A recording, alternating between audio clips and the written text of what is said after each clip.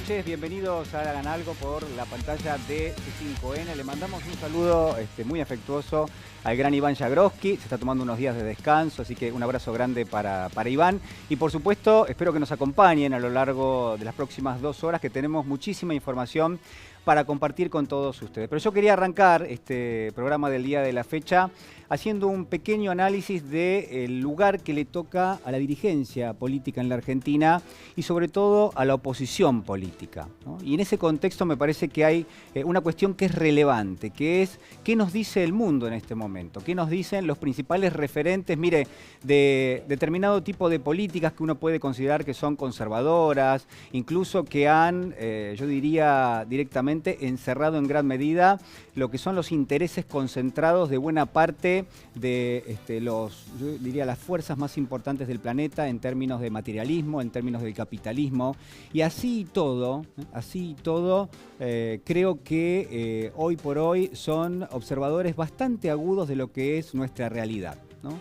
Interlocutores históricamente que han mirado para otro lado en cuestiones tan sensibles como la cuestión social, las marcas que muchas veces deja la desigualdad a nivel general. Bueno, son hoy, curiosamente, los que están advirtiendo de que este momento impar, singular, que tiene características inéditas, bueno, puede traer, creo yo, una situación que muchas veces uno podría considerar que tendría que trazar un antes y un después. La pregunta es si realmente esto es así. Y mire, hay, yo le decía, interlocutores, y en ese sentido quizás una de las voces que ha sido muy escuchada la última semana ha sido precisamente la de la ministra de Economía de los Estados Unidos. Hablamos de Janet Yellen, la secretaria del Tesoro. Ese es el cargo tal y como ha sido de alguna manera siempre presentado en ese país. Y quizás Yellen, que ha sido referente de la Reserva Federal de los Estados Unidos durante muchísimo tiempo, que es una persona muy escuchada, no solamente en el seno del gobierno de los Estados Unidos, del gobierno de Joe Biden, sino también hacia afuera, ¿no? Entre lo que son los fondos de inversión, los bancos de inversión a nivel global, otros referentes del capitalismo también mundial. Bueno, fue la propia Yellen la que de alguna manera planteó una situación límite, la que habló precisamente de utilizar recursos extraordinarios, y voy a subrayar esa palabra, si me permiten esta noche, extraordinario, fuera del ordinario, fuera de lo que está establecido como lo común, como lo normal, a pesar de que, por supuesto, a mí no me gusta hablar de la norma, ¿no? Pero fue incluso Yellen esta semana la que dijo, señores, hay que establecer una especie de impuesto con un piso mínimo, que va a ser un piso más alto que el que hoy está, para las grandes corporaciones. Y ese impuesto tendría que ayudar sensiblemente, por lo menos a equilibrar un poquito lo que es una balanza que está, por supuesto usted lo sabe, totalmente desbalanceada en el mundo. Y si hiciese falta algo más para pensar que la desigualdad sigue más vigente que nunca, bueno, está, por supuesto, lo que ha sido el reparto escandaloso de las vacunas a nivel global, ¿no? Como apenas una docena, un poquito más de países han concentrado más del 80% del total de las dosis que se han producido hasta ahora, y eso es quizás un verdadero escándalo. Claro, pero hay muchos que no hablan de ese tema, de la misma forma, otros referentes, yo le hablaba de interlocutores, son muchísimos. Uno podría decir, bueno, el Papa Francisco, pero el Papa Francisco viene insistiendo con esto. Ahora, la novedad, quizás, es que actores de la talla de Janet Yellen, por un lado, pero también, por ejemplo, de Kristalina Georgieva, la titular del Fondo Monetario Internacional, están planteando cosas que si nos preguntasen, bueno, ¿quiénes son los artífices, los impulsores de estas políticas? Jamás los mencionaríamos, pero sin embargo son ellos. Quizás previendo que el futuro del capitalismo está un poco más complicado en términos de la desigualdad que ha generado. Y entonces lo que dicen es, para que el capitalismo se reproduzca hacia adelante, bueno, lo que conviene es hacer un pequeño parate en este momento. ¿Y qué decía Kristalina Georgieva en las últimas horas? ¿Qué decía en los últimos días? Escúchela. When we look at the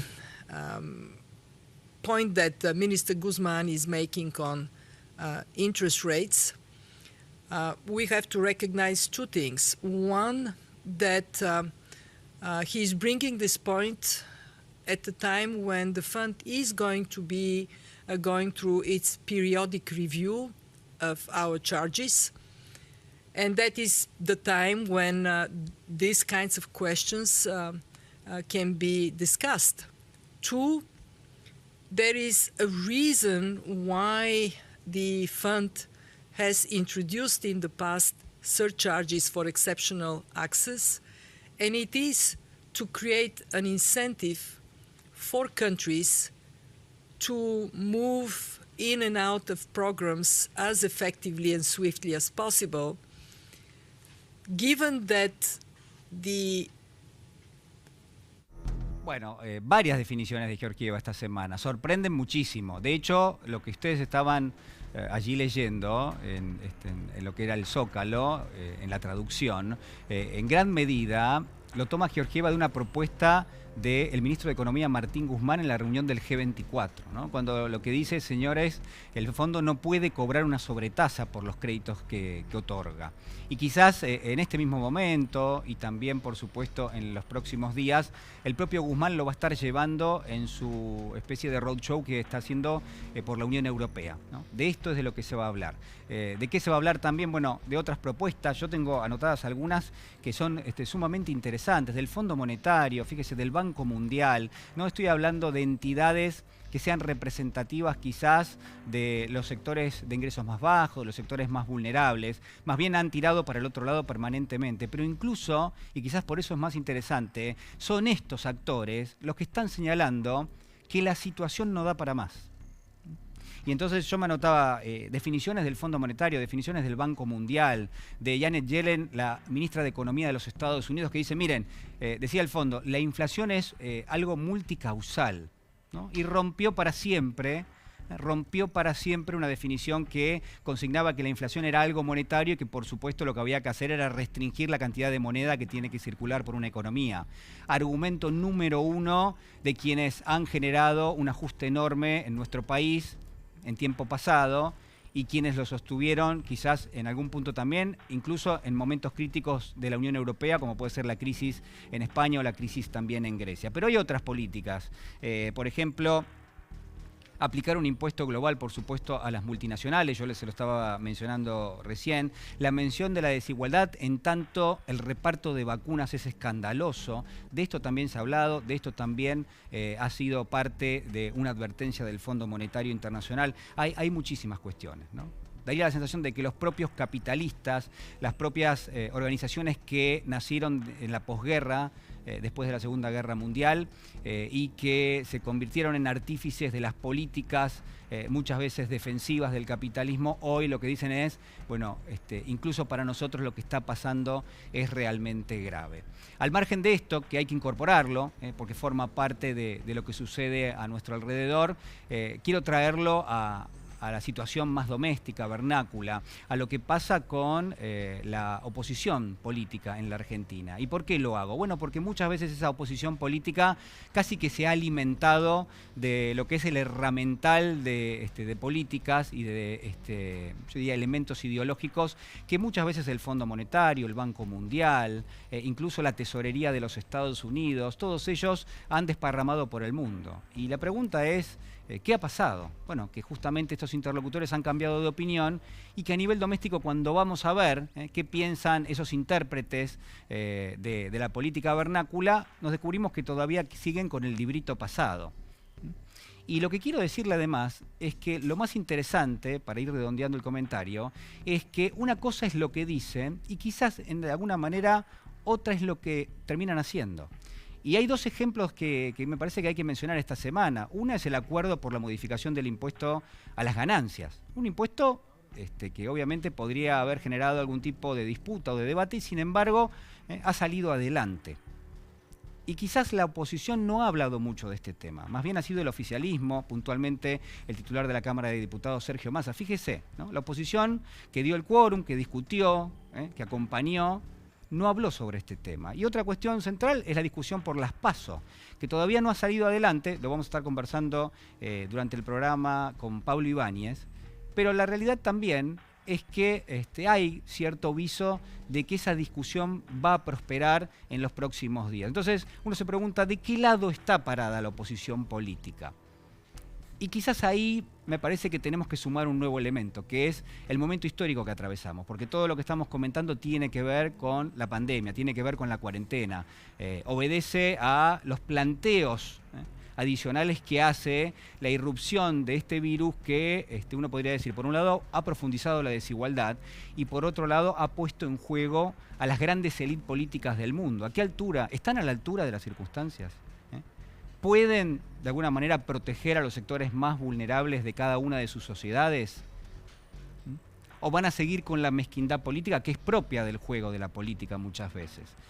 Y esa también es una pregunta que me parece que tenemos que respondernos esta noche. Yo le hablaba de la situación crítica. Miren, en las últimas horas, lo vamos a estar conversando en el programa, la verdad es que tenemos muchísimas luces de alerta. Y una de ellas viene de quienes son hoy por hoy los observadores más agudos de la realidad, como son los ministros de Salud. ¿Quiere escuchar lo que decía hace algunas horas nada más el ministro de Salud, Daniel Goyan, el ministro de la provincia de Buenos Aires? Escúchelo. Claramente me preocupa. Claramente nos preocupa a todos, porque la velocidad es enorme. Nosotros estamos casi duplicando en la provincia de Buenos Aires los casos por semana. Esperemos que estas medidas que se tomaron empiecen por lo menos a aplacar un poco el ritmo de crecida, la velocidad de crecida. ¿Quién va a ganar la carrera? Hasta ahora te diría que es muy preocupante lo que está sucediendo en cuanto a que va más rápido el virus que la vacunación. Que la vacunación. Por supuesto, ya han salido los detractores de siempre, ¿no? A atacar directamente, a interrumpir lo que uno podría considerar que es un diagnóstico muy acertado de la realidad. Quienes nos están contando qué es lo que está pasando con la pandemia, lo hacen con datos. No lo hacen con prejuicios, no lo hacen con pequeñas sentencias que lo que de alguna manera buscan es la especulación de carácter político, o en todo caso presentarse de otra forma distinta a los ojos de la sociedad, tratar de canalizar el malestar. Y de eso es de lo que me parece que tenemos que hablar esta noche. Hay un malestar en la sociedad omnipresente, y creo que no soy original al decirlo. Es decir, hemos atravesado en el último año, que ha sido larguísimo realmente, una angustia muy grande. Y eso ha sido común, creo yo, a todos. Pero voy a analizar más lo que está pasando en la Argentina, ¿no? La Argentina ha atravesado este momento y lo ha hecho de una forma ejemplar. Por más que muchos quieran hacernos creer que somos desobedientes, que nos portamos mal, que no hemos hecho las cosas bien, que muchos de los muertos que tenemos y fallecidos que tenemos tiene que ver con algunas acciones. Mire, la verdad es que creo que los argentinos lo han transitado de la mejor forma y lo han hecho de una manera admirable.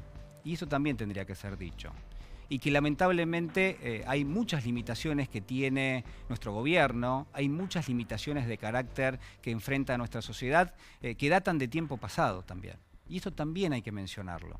Eso uno no puede analizar todo en función de 2 o 3 elementos que son circunstanciales. Hay elementos que conforman la base misma. Por eso me parece que es importante traer el elemento del malestar. El malestar no es nuevo en la sociedad argentina. El malestar se manifiesta en tanto y en cuanto la Argentina viene atravesando históricamente momentos muy duros, momentos que han golpeado mucho a los sectores de ingresos más bajos. Y yo le diría que casi un síntoma de esto, una metáfora de esto, por más que por supuesto no es una metáfora, sino todo lo contrario, ha sido el aumento permanente de la pobreza en las últimas décadas en la Argentina. Curiosamente, algo que distintos gobiernos no han podido vulnerar, por más que algunos, por ejemplo, el caso del kirchnerismo, de la primera etapa sobre todo, sí pudo bajar de una forma sustancial. De todas maneras, la cifra de pobreza en la Argentina es realmente escandalosa. Y está claro que eso también genera un malestar importantísimo en la sociedad. Entonces, ¿cuáles eran las herramientas que tenía nuestro país para atravesar la pandemia? ¿Cuál era la herencia inmediata que había recibido el gobierno de Alberto Fernández? Y esa herencia tenía que ver con un golpe muy fuerte a la salud pública, a la educación pública, con falta de recursos a nivel de desarrollo social. ¿Usted se acuerda cuáles fueron las 2 propuestas de Alberto Fernández para llegar a la Casa Rosada? Uno eran los alimentos, ni más ni menos. Y lo otro era tratar de negociar el frente financiero. Y en eso, de alguna forma, se conforma, yo le diría, la esencia misma del plan de gobierno, por lo menos lo que ha sido en los últimos meses. Claro, uno se pregunta, ¿dónde está la oposición política? Yo le decía, ¿está a la altura de las circunstancias? Y entonces uno se tropieza así inesperadamente, con definiciones como las de Patricia Bullrich. Escúchela. Ponga una restricción total de circulación entre las 22 y las 5 o las 23 y las 6. ¿Cambiemos va a resistir esta decisión? Totalmente, porque vas a destruir toda la economía gastronómica, vas a destruir todas las fábricas que necesitan trabajar más temprano, vas a tener realmente un problema. Pero ¿quiénes cambiemos? ¿Horacio Rodríguez Larreta se va a resistir? No, aquí con todos. A ver, si ustedes quieren dividirlo, divídanlo. No lo dividimos. Ustedes se dividen porque hay intendentes, hay gobernadores que toman medidas y ustedes dicen que no las van a aceptar. Pero no, es que ayer, yo lo escuché decir a Gerardo Morales, a Rodri Suárez, a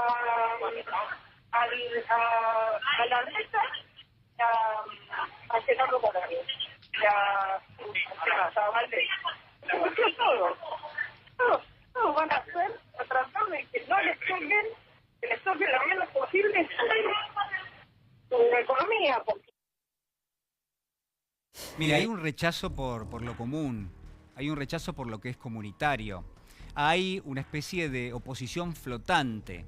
Esto es, que no utiliza lo que son los registros históricos en nuestro país, que no utiliza los elementos que nos son comunes a todos para tratar de evaluar una situación. Incluso le diría más, que no utiliza lo que son las reglas básicas del juego político, que es debatir en función de lo que pasa en la realidad. Lo que nos encontramos es con una oposición, y quiero que lo tome de una forma realmente, yo diría, mire, casi peregrina, lo que voy a decirle. Nos encontramos con una oposición que desconoce cualquier tipo de código, porque obviamente no le conviene. Porque sería discutir qué se ha hecho en el pasado, porque sería proponer alguna alternativa a lo que se está ejecutando en este mismo momento. Y lo que vemos allí son definiciones vacías, definiciones huecas, ¿no? Y esto lo digo en un sentido componedor, es decir, realmente necesitamos una oposición. Uno no podría pensar que el oficialismo tiene todas las respuestas. Seríamos ilusos en pensarlo. Pero quizás, si tomásemos a la élite política, a la clase política, dirigencial, como un todo, quizás en ese juego del debate permanente, quizás sí surgen nuevas definiciones más interesantes, nuevas alternativas. Pero sin embargo lo que hay es un rechazo de lo que tenemos, pero no hay ninguna propuesta. Pero aparte es un rechazo que yo le diría que prácticamente lo que busca es barrer directamente con el debate, porque es el único juego posible. Y es lo que estamos viendo una y otra vez. Hay categorías, déjeme decirle, para terminar, hay categorías que han perdido su intensidad. La categoría democrática es una de ellas y esto lo demuestra. El juego democrático, el juego de las fuerzas políticas, de las dirigencias políticas, se ha ido desilvanando, se ha ido deshilachando, ha perdido intensidad. Y lo otro que ha perdido intensidad, curiosamente, es la categoría de ciudadano. Y esto tiene que ver más con la aplicación de políticas regresivas, políticas neoliberales, que ha sufrido la Argentina en numerosas oportunidades y que lo que ha hecho es, a distintos sujetos de nuestra sociedad, les ha quitado cualquier tipo de anclaje, de amarre. Son personas que hoy están a la deriva, que no tienen un registro histórico de lo que ha pasado en nuestro país, que no pueden leer la realidad en términos de lo que han sido las políticas que se han aplicado, las políticas de desarrollo, las políticas económicas, las políticas financieras, cuál ha sido la causa y cuál ha sido el efecto. Están flotando, como la oposición, y paradójicamente la oposición que le habla a todos estos sujetos y se alimenta justamente de eso, es el crédito político que termina teniendo. Otro exponente en los últimos días de este tipo de juego, y lo pongo entre comillas por supuesto, es el ex funcionario Pablo Belluto. Escúchelo. Creo básicamente en la responsabilidad individual de las personas y el gobierno ha decidido hasta meterse dentro de la casa tuya, mía y de todos los demás para ver si podemos recibir gente o qué hacemos o si nos reunimos. Lo que hago dentro de mi casa no tiene que ver con un tema de salud pública, María, tiene que ver con mi conciencia y con lo que hago dentro de mi casa. Digo, los temas de salud pública son lógicos, usemos el barbijo, cuidemos el distanciamiento, no vayamos a aglomeraciones, pero además somos personas. Digo, sabemos las personas qué es lo que tenemos que hacer y qué es lo que no tenemos que hacer. Tengo ganas de reunirme con mi familia, no tengo por qué pedirle permiso al presidente. Es tan simple como eso. Es llamarlo desobediencia civil o llamarlo sentido común que hacemos dentro de nuestra casa. Bueno, la responsabilidad te la debo, ¿no? Un funcionario que ha sido secretario, ministro de Cultura en su momento, es realmente increíble. Pero ¿sabe lo que hay de fondo? Lo que hay de fondo es el uso de un concepto negativo de la libertad, porque lo que significa para este señor la libertad es precisamente la libertad de mercado, es precisamente la no intervención de un actor que obviamente puede generar una situación de mayor igualdad como es la del Estado, ¿no? Curiosamente, la definición de libertad para un sector importante de la oposición política es que el Estado no intervenga.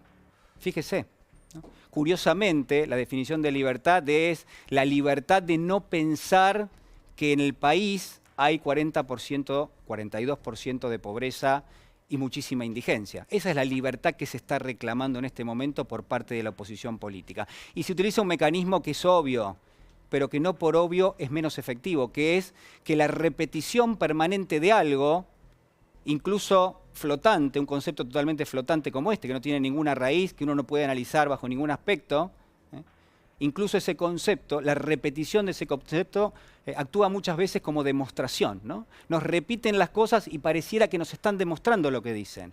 Y sin embargo no funciona de esa manera, a pesar de que se juega muchísimo con esto. Hay interlocutores, por supuesto, hay periodistas que lo interpretan, que lo llevan para el lugar que quieren, está claro, pero piense conmigo en esta noche si lo que tenemos en este mismo momento no es una situación sumamente injusta. Y la pregunta es ¿con quién? Y la respuesta es con los que menos tienen en la República Argentina, que son muchísimos, que son millones.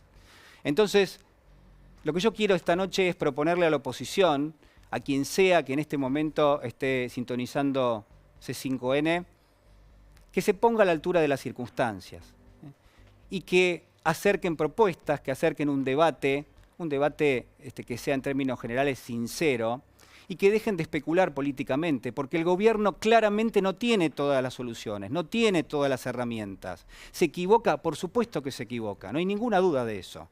Ha cometido muchísimos errores, pero lo que no hemos visto ha sido una propuesta del otro lado, y ellos también son tan responsables como el propio gobierno de tomar decisiones acertadas. Esperemos que en los próximos días haya algún tipo de cambio, por más que es de alguna manera un juego de palabras, ¿no? Están juntos por el cambio, pero difícilmente lo hagan.